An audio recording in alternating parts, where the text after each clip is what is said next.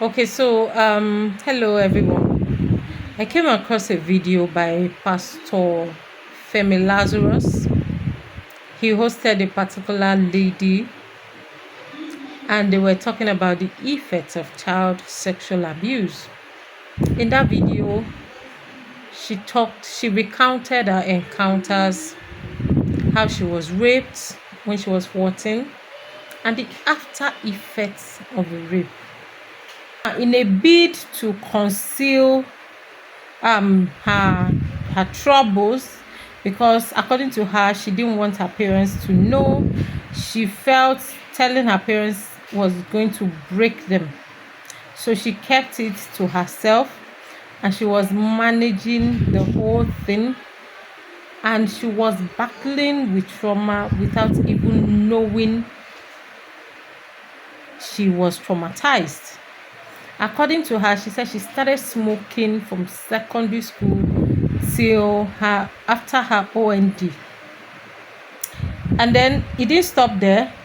According to her, at some point she wanted to be a lesbian. So she never had anything to do with men. Even when like guys were coming to her, she was seeing them as customers. She wasn't seeing it as though she could have a relationship with any of them. Now, when she eventually got married, having sex with her husband, being intimate with her husband was a problem. So she started her own project of trying to help rape victims.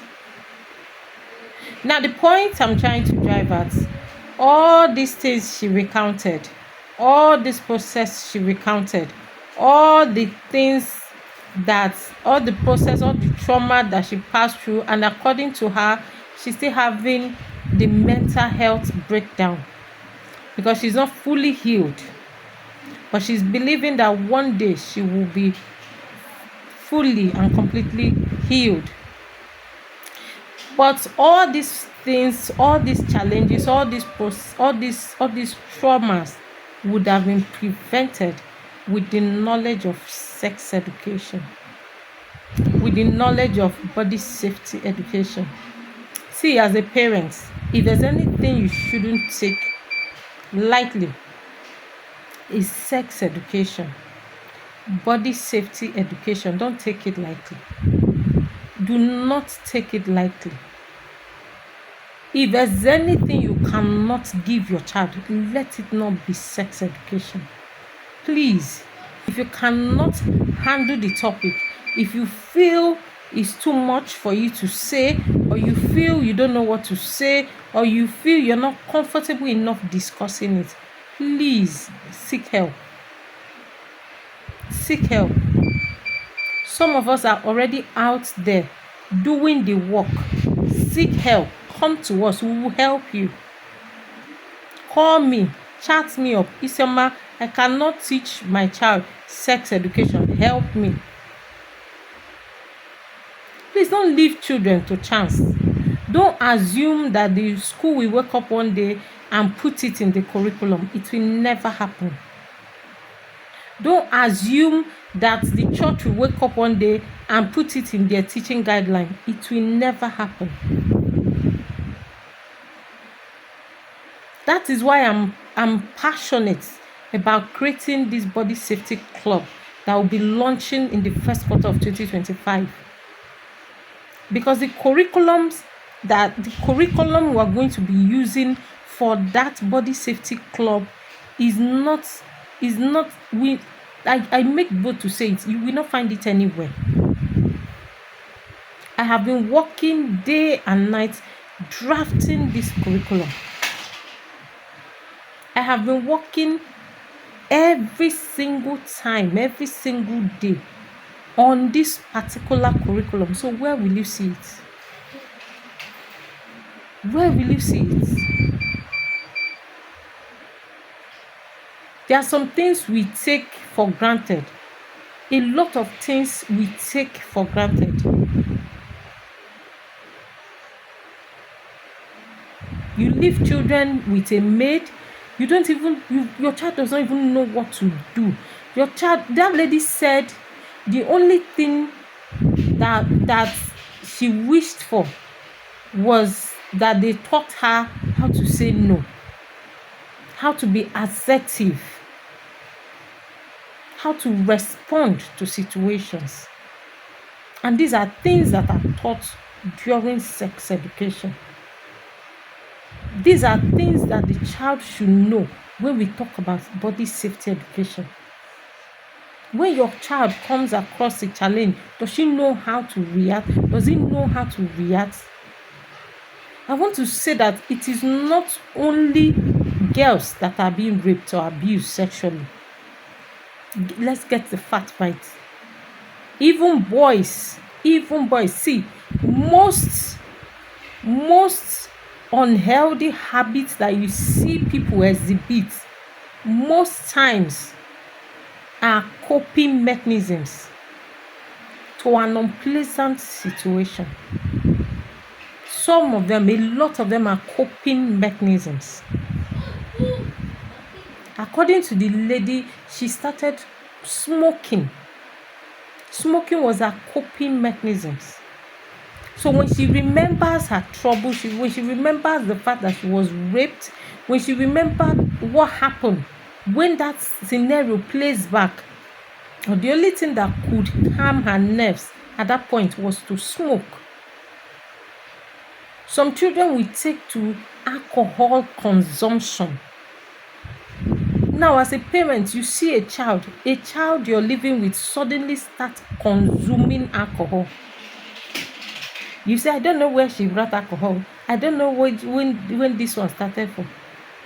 That should show you that there's an underlying cause. There's a problem somewhere. There's something you've not unraveled. You see children getting addicted to drug and substance abuse. And you say it's fine, so most of these children use it as coping mechanism. As coping mechanism. They think that when they take these things, they forget their sorrow. But those are just temporary relief. The moment the effect wears off, the problem comes back again. So it means as long as that problem is there, they will continue to use that coping mechanism. But there are other healthy coping mechanisms. There are other healthy coping mechanisms. And that is where mentorship and seeking additional counseling comes in. You have a child that has been raped before or has been sexually abused before. What are you doing to help that child? Or you think dragging, I think what happens is when there's an abuse and it's been maybe parents discover, what they're just keen on is revenge, how to take legal action, how to deal with the abuser, how to do. What happens to the child after that? What happens to the child?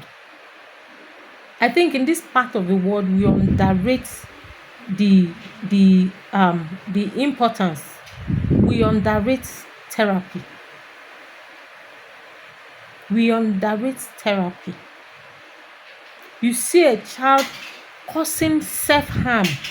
You see a child slit her wrist, slit his wrist, consuming drugs, making attempts to harm his or herself, making attempts to end their life. And you're watching.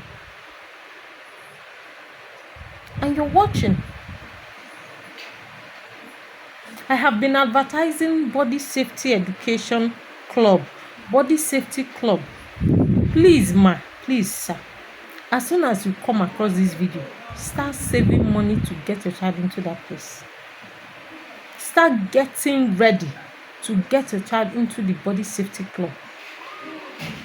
Except you're equal to the task. But if you know you cannot handle it, you know you don't have the time, you're a working mother, Which time do you have to come and sit down and start discussing basic things that you should discuss with your children? You don't have the time. Please, ma, please, sir, start getting ready. You know, you're a busy mom. You have a shop, you run a shop that keeps you away from the home. Please, start getting ready. You have nannies, drivers, security everywhere, and they have access to your children. Please, start getting ready. Start getting ready for that club. Because at the end of the day, you're going to need it.